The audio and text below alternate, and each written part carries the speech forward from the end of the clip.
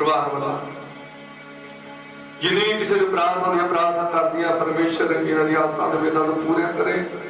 जिस आस का सेवा करते हैं आसां दे वेदां नूं परमेश्वर इन्हां दी पूरी करता है। आइए इस हिसाब नाल भाई प्रार्थना दी हाथ च जावांगे। जिउंदे अते अकाल तख्त दे मालक दयावन परमेश्वर जी तुहाडा पवित्र आत्मा आवे जो भैन गुंडे इहदे पूरे परिवार नूं सुना तंदुरुस्त निगाहां तरफादी रखनी जिन्नियां नूं उहदे घर परिवार दियां एक एक दे साथ उन्हां दी बरकत देनी। पिता परमेश्वर जी जिस आस नाल तुहाडे घर च सेवा की आसां दे वेदां नूं पूरा कर देना नौजवानों के काम कार दे च मदद करियो कारोबार जरा वध चढ़ के चले घर च सुख शांति बकड़ी मानिया दुखों तो बचा कर रखना तो अपने रब दे साइड ताड़े बच्चे च लिखा मंगोगे मिलेगा ढूंढोगे लभेगा खड़काओगे तो ताड़े वास्ते खोलिया जाएगा। पिता जी मांगना ढूंढ खड़पड़ इस पूरे परिवार वास्ते खोलिया जाए। वो बरता दियो घर च जिहड़ियां पिता अब्राहम जहाक जकूब एलिया दा अलीसा मूसा ते हारून दा सुलेमान ने बख्शियां पिता जी वो बरता इस घर दे च बहाल कर जिन्नियां अपने घर परिवार दी एक एक दे साथ उन्हां दे बरकत कोई भी शैतानी ताकत मान इस घर दे जीआं ने नहीं दिखदावे जो मंगया गया अपने स्वर्ग दे च पूरा करना किसे भी दे जिसम रोग मानगी सब प्रभु यीशु मसीह दी शक्ति द्वारा चली जाए। बाप परमेश्वर कृपा के नाते आमीन। ऐसा भैन भाई इस तरह प्रार्थना याद च रवांगे सारी संगत लिए ते बच्चे लिए प्रार्थना करांगे। जिउंदे अते अकाल तख्त दे मालिक दयावन परमेश्वर जी तुहाडा पवित्र आत्मा आवे जिन्ने भी भैन भाई इस तुहाडे भवन च आए आ एक एक दे साथ उन्हां दी बरकत देना। जो कोई दुखी विचार आया तुहाडा पवित्र आत्मा सुने दुखी विचार तुहाडे भवन दे चों सफा पा के जावे ते जो आस बेद रख के आया ते पिता जी हर एक दी आसां दे वेदां नूं पूरा करे। जो भैन भाई नहीं आ सके उन्हां दे भी अग सक होना उन्हां दे भी अपने घर च आउणी बुद्ध तो समझ दिओ। पिता जी जो भी तुहाडे कदमां च बैठ के गीत भजन गाए जां प्रार्थना कीतियां गईयां पिता जी तुहानूं स्वर्ग दे च पसंद हो होर जो तुहाडी पवित्र बाणी जो सिक्का जा रहे हैं अपने दास को अपना वचन दिओ तुहाडे को सिख दे कलीसिया तक सुना सकीए जिथों तक पवित्र बाणी की आवाज आवे जोरवा वचन सुन एक गुरु के हृदय में वचन वास कर जावे तेरवा वचन के मुताबिक चल के तुहाडे को तमाम बरकत प्राप्त कर सको।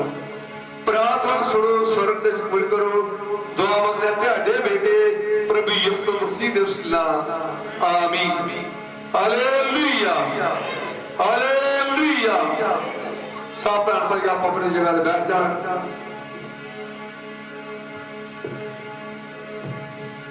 परमेश्वर की पवित्र बाणी दे चो असीं पढ़ांगे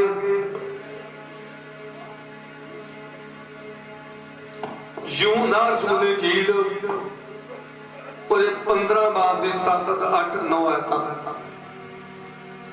यूहन्ना 15 ਬਾਬ ਉਹਦੀ 7 8 ਤੇ 9 ਜੇ ਤੁਸੀਂ ਮੇਰੇ ਵਿੱਚ ਰਹੋ ਅਤੇ ਮੇਰੀਆਂ ਗੱਲਾਂ ਤੁਹਾਡੇ ਵਿੱਚ ਰਹਿਣ ਤਾਂ ਜੋ ਚਾਹੋ ਮੰਗੋ ਅਤੇ ਉਹ ਤੁਹਾਡੇ ਲਈ ਹੋ ਜਾਵੇਗਾ। ਮੇਰੇ ਪਿਤਾ ਦੀ ਵਡਿਆਈ ਇਸੇ ਤੋਂ ਹੁੰਦੀ ਹੈ ਜੋ ਤੁਸੀਂ ਬਹੁਤਾ ਫਲ ਦਿਓ ਔਰ ਇਉਂ ਤੁਸੀਂ ਮੇਰੇ ਚੇਲੇ ਹੋਵੋਗੇ। ਜਿਵੇਂ ਪਿਤਾ ਨੇ ਮੇਰੇ ਨਾਲ ਪਿਆਰ ਕੀਤਾ ਤਿਵੇਂ ਮੈਂ ਵੀ ਤੁਹਾਡੇ ਨਾਲ ਪਿਆਰ ਕੀਤਾ ਹੈ। ਆਮੀਨ। Hallelujah hallelujah hallelujah hallelujah. परमेश्वर की पवित्र बाणी दे चो पढ़िया यूहन्ना रसूल ਉਹਦੇ 15 ਬਾਬ ਉਹਦੀ 7 8 ਤੇ 9 है। परमेश्वर की पवित्र बाणी ने चो पढ़िया भी जे तुसी मेरे विच रहो ते मेरियां गल्लां तुहाडे विच रहन तो जो कुछ तू मेरा नाम लाके पिता को मंगोगे वो सब कुछ तुहानूं मिले जाएगा। हालेलुया। कहना भी जो कुछ तुसीं मेरा नाम लैके ਪਿਤਾ ਪਰਮੇਸ਼ਰ ਦੇ ਕੋਲ ਮੰਗੋਗੇ ਸਭ ਕੁਝ ਤੁਹਾਨੂੰ ਮਿਲ ਜਾਵੇਗਾ। ਤਾਂ ਮਿਲੇਗਾ ਜੇ ਅਸੀਂ ਉਹਦੇ ਵਿੱਚ ਰਵਾਂਗੇ ਤੇ ਪਰਮੇਸ਼ਰ ਦੀਆਂ ਗੱਲਾਂ ਜਿਹੜੀਆਂ ਸਾਡੇ ਵਿੱਚ ਹੋਣਗੀਆਂ ਤਾਂ ਪਰਮੇਸ਼ਰ ਨੇ ਸਭ ਕੁਝ ਸਾਨੂੰ ਬਰਕਤਾਂ ਜਿਹੜੀਆਂ ਨੇ ਅਸੀਸਾਂ ਦੇ ਦੇਵੇ। ਕਹਿੰਦਾ ਵੀ ਜਿਵੇਂ ਮੈਂ ਤੁਹਾਡੇ ਨਾਲ ਪਿਆਰ ਕੀਤਾ, ਜਿਵੇਂ ਪਿਤਾ ਨੇ ਮੇਰੇ ਨਾਲ ਪਿਆਰ ਕੀਤਾ ਤਿਵੇਂ ਮੈਂ ਵੀ ਤੁਹਾਡੇ ਨਾਲ ਪਿਆਰ ਕੀਤਾ।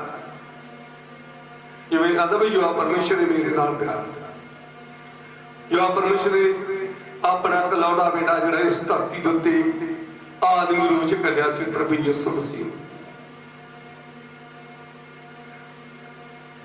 ਉਹ ਪਰਮੇਸ਼ਰ ਦੀ ਪਵਿੱਤਰ ਬਾਣੀ ਵਿੱਚ ਲਿਖਿਆ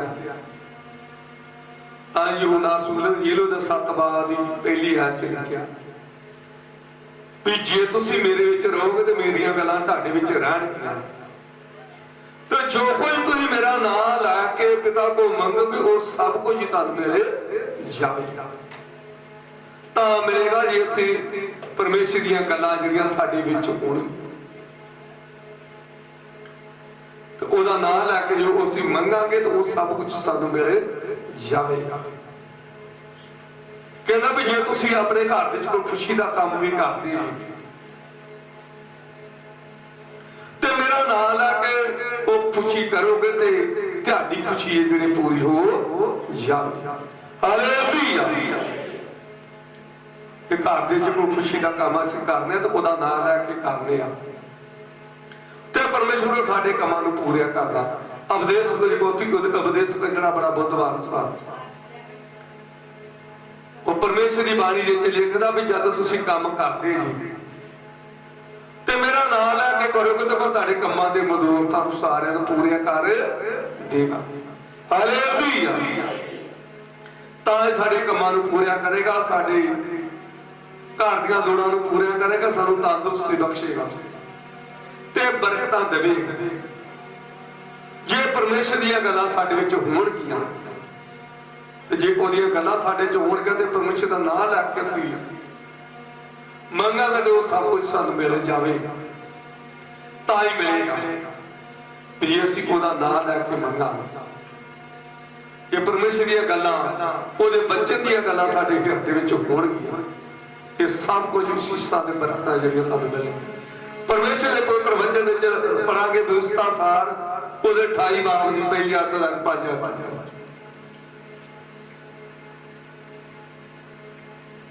ਤਾਂ ਇਉਂ ਹੋਵੇਗਾ ਕਿ ਜੇ ਤੁਸੀਂ ਯਹੋਵਾ ਆਪਣੇ ਪਰਮੇਸ਼ਵਰ ਦੀ ਆਵਾਜ਼ ਮਨ ਲਾ ਕੇ ਸੁਣੋ ਅਤੇ ਉਹਦੇ ਸਾਰੇ ਹੁਕਮਾਂ ਅਤੇ ਵਿਧੀਆਂ ਦੀ ਪਾਲਣਾ ਕਰੋ ਜਿਨ੍ਹਾਂ ਦਾ ਮੈਂ ਅੱਜ ਤੁਹਾਨੂੰ ਹੁਕਮ ਦਿੰਦਾ ਹਾਂ ਤਾਂ ਯਹੋਵਾ ਤੁਹਾਡਾ ਪਰਮੇਸ਼ਵਰ ਤੁਹਾਨੂੰ ਧਰਤੀ ਦੀਆਂ ਸਾਰੀਆਂ ਕੌਮਾਂ ਉੱਤੇ ਉੱਚਿਆਂ ਕਰੇਗਾ।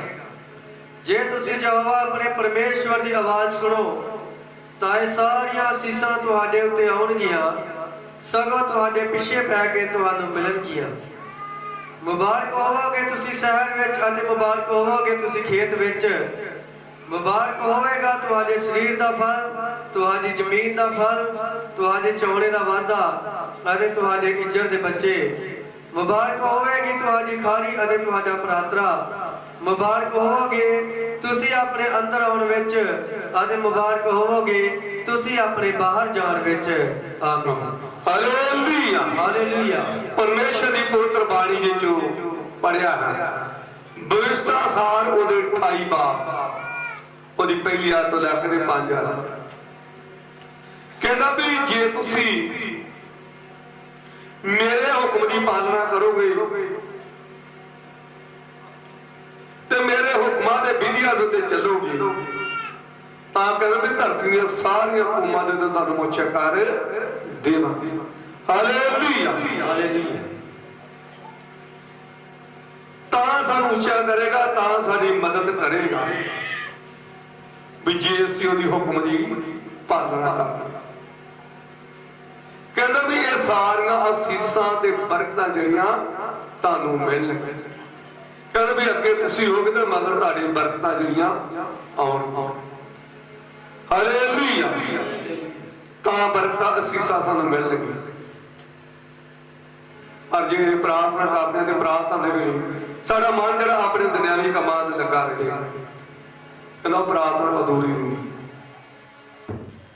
ਪ੍ਰਾਰਥਨਾ ਉਹ ਪਰਮੇਸ਼ਰ ਦੇ ਘਰ ਤੇ ਮਨਜ਼ੂਰ ਹੁੰਦੀ ਆ ਜਿਹੜੀ ਹਿਰਦੇ ਤੋਂ ਸੀਮਾ ਕੇ ਜਦੋਂ ਪ੍ਰਾਰਥਨਾ ਵਿੱਚ ਬੈਠਦੇ ਤੇ ਸਾਡਾ ਤਨ ਤੇ ਮਨ ਜਿਹੜਾ ਹੈ ਉਹ ਜੋ ਪਰਮੇਸ਼ਰ ਵੱਲ ਹੋਣਾ ਚਾਹੀਦਾ।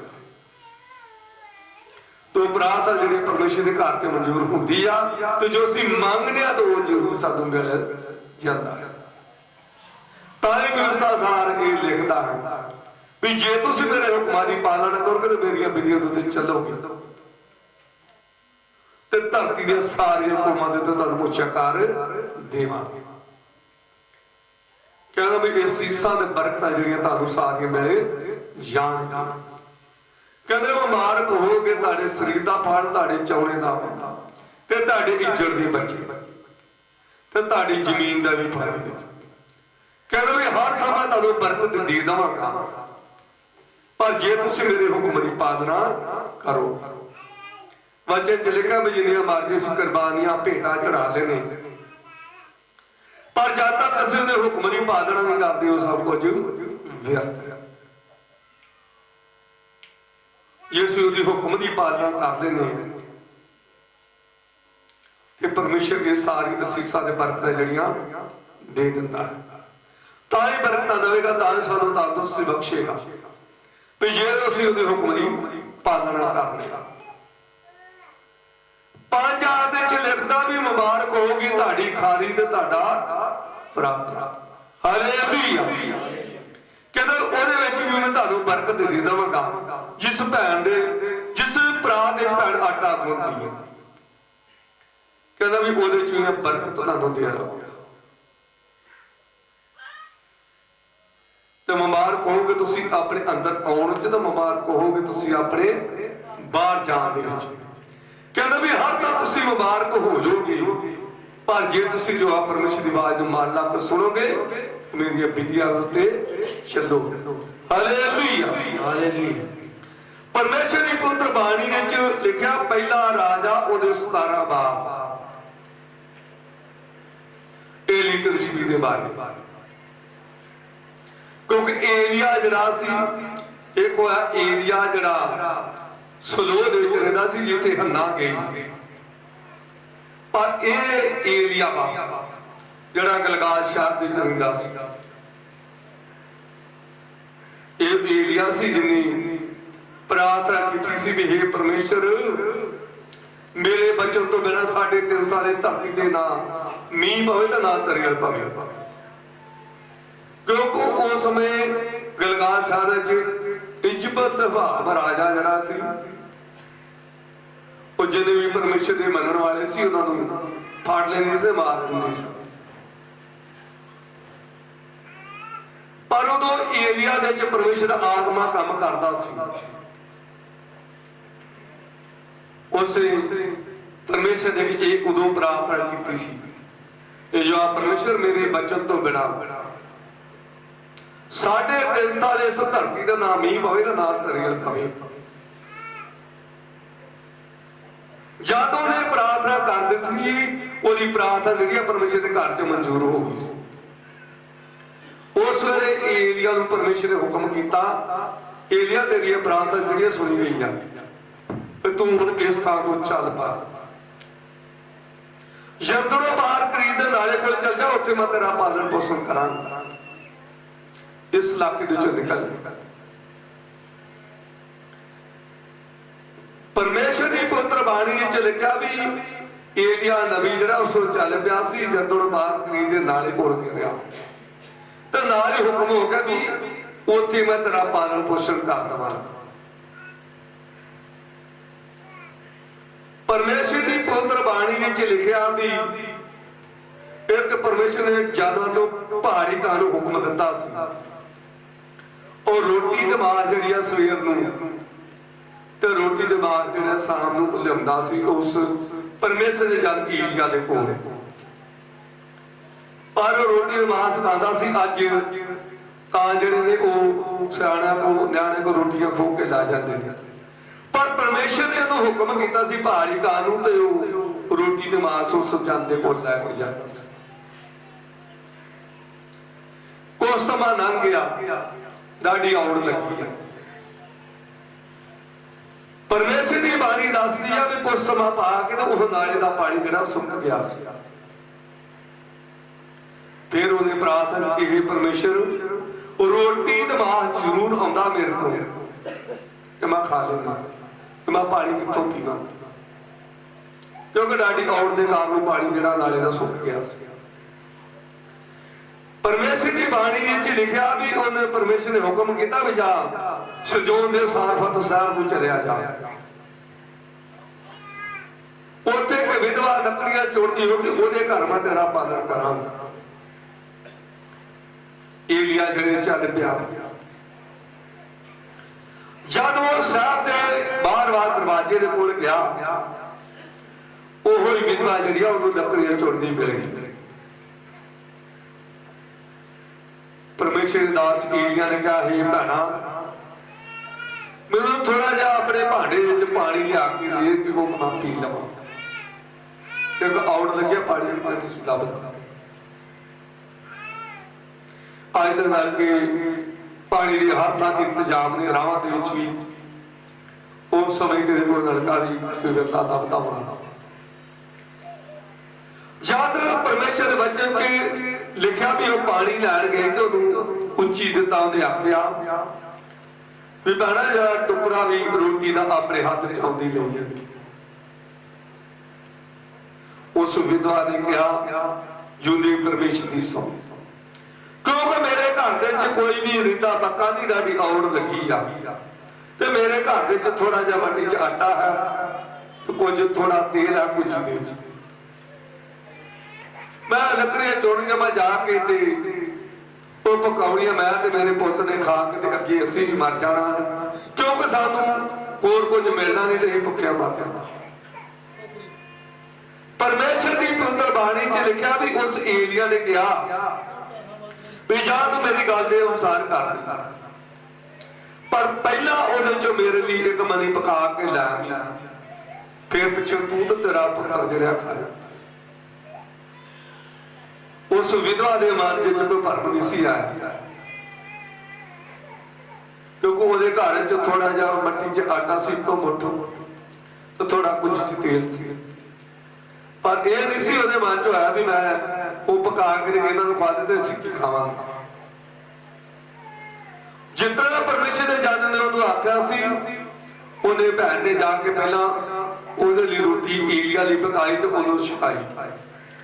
ਪਰਮੇਸ਼ਰ ਦੀ ਬਾਣੀ 'ਚ ਲਿਖਿਆ ਵੀ ਜਦ ਉਹਨੇ ਰੋਟੀ ਛਕੀ, ਉਸ ਘਰ ਦੇ ਵਿੱਚ ਪਰਮੇਸ਼ਰ ਨੇ ਬਰਕਤ ਦੇ ਦਿੱਤੀ ਸੀ।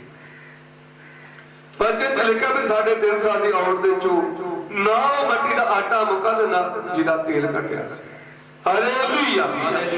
ਅੱਜ ਵੀ ਉਹ ਜੋ ਪਰਮੇਸ਼ਰ ਹੈ, ਉਸੇ ਤਰ੍ਹਾਂ ਵਿਵਸਥਾ ਸਾਲ 28 ਬਾਬ ਦੀ 5 'ਚ ਲਿਖਦਾ ਕਿ ਮੁਬਾਰਕ ਹੋਵੇ ਤੁਹਾਡੇ ਖਾਰੀ ਤੇ ਤੁਹਾਡਾ ਭਰਾ, ਜਿਸ ਨੂੰ ਭਰਾ ਦੇ ਵਿੱਚ ਭੈਣ ਆਟਾ ਗੁੰਨਦੀ, ਕਹਿੰਦਾ ਵੀ ਉਹ ਵੀ ਮੁਬਾਰਕ ਹੋਵੇ, ਕਿਉਂਕਿ ਏਲੀਆ ਨੇ ਪਰਮੇਸ਼ਰ ਉਹਦੇ ਵਿੱਚ ਕੰਮ ਕਰਦਾ ਸੀ, ਜੋ ਉਹਦੇ ਮੂੰਹ ਤੋਂ ਸ਼ਬਦ ਨਿਕਲਦੇ ਸੀ ਪੂਰੇ ਹੋ ਜਾਂਦੇ ਸੀ। ਉਹਨੇ ਕਿਹਾ ਵੀ ਜਾ ਪਹਿਲਾਂ ਉਹ ਤੋਂ ਮੇਰੇ ਲਈ ਪਕਾ ਲਈ ਤੇ ਮਗਰੋਂ ਤੂੰ ਤੇ ਤੇਰਾ ਪੁੱਤਰ ਖਾਏ। ਵਚਨ 'ਚ ਲਿਖਿਆ ਵੀ ਕਈ ਸਮੇਂ ਤੱਕ ਉਹਦਾ ਘਰਾਣਾ ਜਿਹੜਾ ਹੈ, ਵਿਧਵਾ ਦਾ ਉਸ ਘਰ ਦੇ ਚੋਂ ਰੋਟੀ ਪਾਣੀ ਛਕਦਾ ਨਾ, ਵੀ ਨਾ ਉਹ ਪੀਦਾ ਤੇਲ ਘੜਿਆ ਸੀ, ਨਾ ਮੱਟੀ ਦਾ ਆਟਾ ਮੁੱਕਾ ਸੀ, ਕਿਉਂਕਿ ਜੋ ਪਰਮੇਸ਼ਰ ਦੇ ਜਨ ਨੇ ਕਿਹਾ ਸੀ ਉਹੋ ਹੀ ਉਹਨੇ ਕੀਤਾ ਸੀ। ਅੱਜ ਵੀ ਜੋ ਅਸੀਂ ਪਰਮੇਸ਼ਰ ਦੀ ਬਾਣੀ ਦੇ ਪੜ੍ਹਦੇ ਤਾਂ ਉਹਦੇ ਮੁਤਾਬਕ ਚੱਲਦੇ ਆ ਤੇ ਪਰਮੇਸ਼ਰ ਨੇ ਸਾਰੀਆਂ ਅਸ਼ੀਸ਼ਾਂ ਦੇ ਬਰਕਤਾਂ ਜਿਹੜੀਆਂ ਸਾਨੂੰ ਦੇ ਦਿੰਦਾ। ਹਾਲੇਲੂਇਆ। ਕਹਿੰਦਾ ਵੀ ਅੱਗੇ ਤੁਸੀਂ ਹੋਗੇ ਤੇ ਮਗਰ ਤੁਹਾਡੇ ਬਰਕਤਾਂ ਆਉਣਗੀਆਂ। ਤਾਂ ਹੀ ਪਰਮੇਸ਼ਰ ਦੀ ਪਵਿੱਤਰ ਬਾਣੀ ਵਿੱਚ ਪਰਮੇਸ਼ਰ ਦੇ ਜਨ 'ਚ ਹੁੰਦਾ ਸੁਣੇ ਲਿਖਦਾ ਵੀ ਜੇ ਮੇਰੀਆਂ ਗੱਲਾਂ ਤੁਹਾਡੇ ਵਿੱਚ ਹੋਣਗੀਆਂ ਤੇ ਜੋ ਕੁਝ ਤੁਸੀਂ ਮੇਰਾ ਨਾਮ ਲਾ ਕੇ ਪਿਤਾ ਕੋ ਮੰਗੋ ਸਭ ਕੁਝ ਤੁਹਾਨੂੰ ਮਿਲ ਜਾਵੇਗਾ। ਹਾਲੇਲੂਇਆ। ਕਹਿੰਦਾ ਜਿਵੇਂ ਪਿਤਾ ਨੇ ਮੇਰੇ ਨਾਲ ਪਿਆਰ ਕੀਤਾ ਤਿਵੇਂ ਮੈਂ ਵੀ ਤੁਹਾਡੇ ਨਾਲ ਪਿਆਰ ਕੀਤਾ, ਜੋ ਕੁਝ ਮੈਂ ਆਪਣੇ ਪਿਤਾ ਕੋਲ ਸੁਣਿਆ ਸਭ ਕੁਝ ਤੁਹਾਨੂੰ ਦੱਸ ਦਿੱਤਾ ਹੈ। ਹਾਲੇਲੂਇਆ। क्योंकि जे उसका ना लैके जे परमेश्वर के बचन दी गल्लां साडे हिरदे च होणगीਆਂ ते जे ਉਹਦਾ ना लैके ਅਸੀਂ पिता को ਮੰगाਂਗੇ तो सब कुछ मंगिया गई अवस्था ਜਿਹੜੇ ਸਾਨੂੰ मिल जाणगी क्योंकि ਮੰਗਣ ਦੀ ਜ਼ਰੂਰਤ ਹੈ।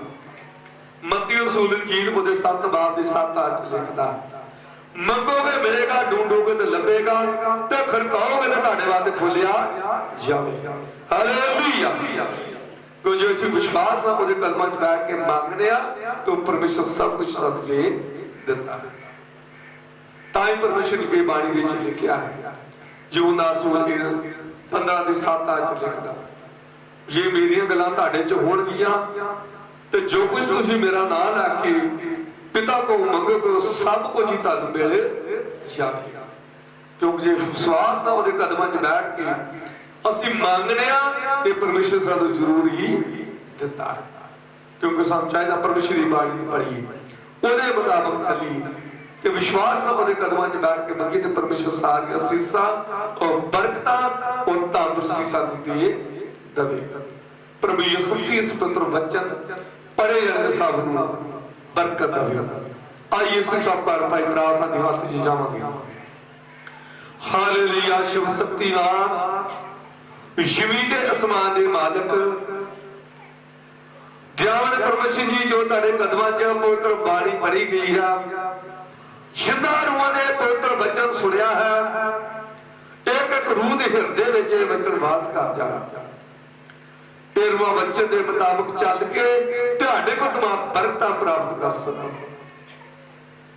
पिता जी धड़ आत्मा में जिन्ने भी धड़ पाई इस तारे भवन च आए आ एक एक दे साथ उन्होंने बरकत जे कोई दुखी विचार आया तारा पवित्र आत्मा सुए दुखी विचार तारे भवन जे चो सुफा पा के जावे ते जे कोई आस में रख के आया ते पिता जी हर एक दी आसां दे वेदां नूं पूरा कर दे।